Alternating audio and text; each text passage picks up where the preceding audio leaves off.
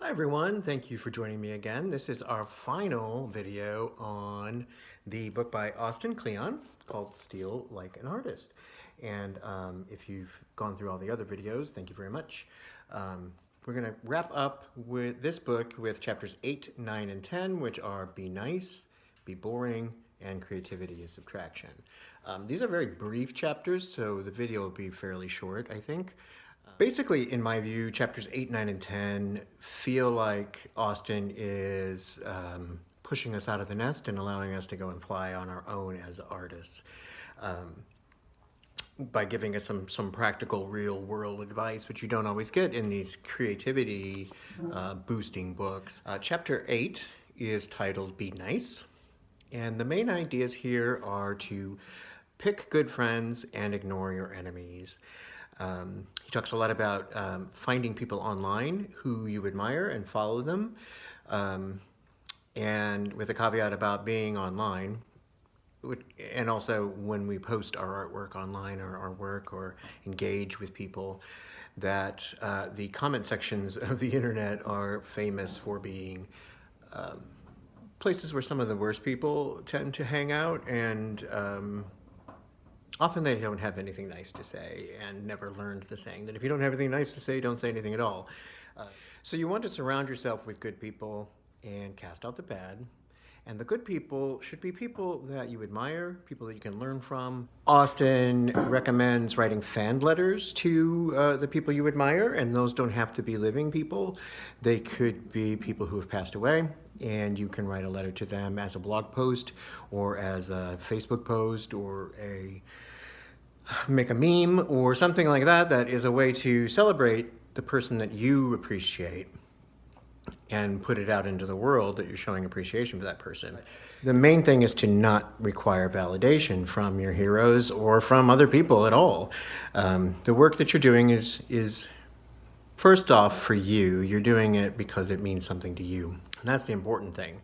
You don't need to be validated. As Austin says in the book, validation is for parking. And I like that. And what you'll also want to do is when you do get even the validations for parking, Austin says, and I agree, it's good to keep those positive feedback sources in a praise file, something that you can return to and look at. Now we want to move on to chapter 9. Chapter 9 is called Be Boring. Chapter 9 in a nutshell, is about taking care of ourselves. Self-care beyond what you might think of a spa day or something like that when we think of self-care. This is more self-care of the day-to-day things that we need to continue to do to be able to be creative people. In other words, keep a day job, make sure that we have an income, make sure that we're eating properly, we're getting our sleep. There is the romanticized idea of an artist or a creative person being wild and crazy and sex, drugs, and rock and roll. That romantic idea is false. You need to be able to feed yourself, clothe yourself, house yourself, give yourself all the tools that you need to be able to do the creative work that you want to do. Kleon says you want to stay out of debt, and I think something that might be a little bit more realistic for most of us is to get out of debt. I think the average American, I believe the figure, and it's in the written blog, is about $30,000 on the average in debt, and that's from a couple of years ago. I mean, it's hard to get by without being in debt. Austin also talks about having a calendar and a logbook. Calendar is like planning ahead. The logbook is recording what you've done. What I think would be helpful is to record and mark down the accomplishments of the day. Chapter 10 is Creativity is Subtraction. And like the title says, Cleon's talking about taking a step back, looking at your work, I think, and focus in and see where you can economize in your work. Also, when you find a creative block, that it's also good to focus or narrow your scope, which is kind of counterintuitive what you normally hear in a lot of creativity books, where it's just go do something, go get some glitter and some tape and glue and just do stuff, which I think has its good sides. I think that those kinds of exercises, or let's just do stuff and make and create, those are great when you have absolutely no ideas. I think the advice that Kleon's giving about narrowing your focus would be especially helpful when you do have an idea of what you want to do and you're not sure how to begin. And so if you begin with some experimentation, narrow your focus, as he gives some examples of, like using one color in a painting.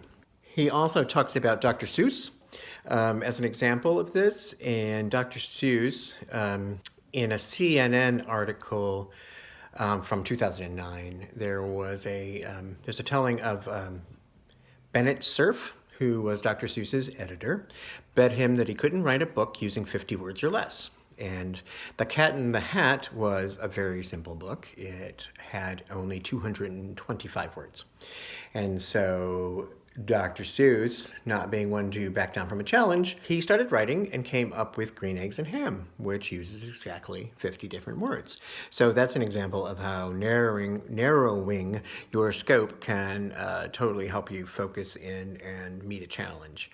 Kleon ends the book with, what now? The question we all have.